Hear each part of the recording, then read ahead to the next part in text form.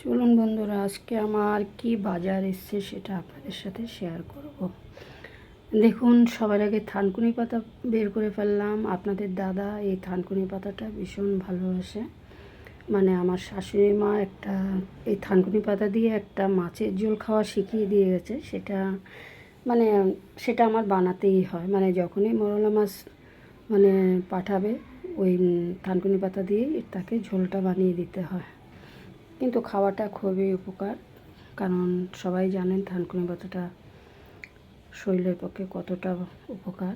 তা এদিকে দেখুন, কাতলা মাছ বের করে ফেললাম।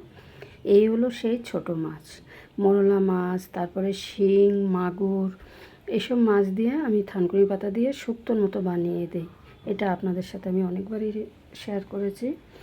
আর দেখি কি পাঠিয়েছে। এদিকে মরলা মাছ, এদিকে কাতলা মাছ, ওইদিকে চিকেন। তাহলে আমার আজকে এই হলো বাজার। তা এগুলো সব এবার ধুয়ে বেছে তারপর আবার রান্না শুরু করতে হবে।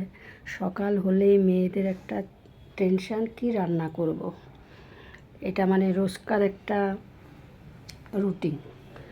যাই হোক, আপনাদের সাথে আমি আমার আজকের বাজারটা শেয়ার করলাম। তাহলে আপনারা কে কী রান্না করছেন কমেন্ট করবেন। আবার নতুন ভিডিও নিয়ে দেখা হবে।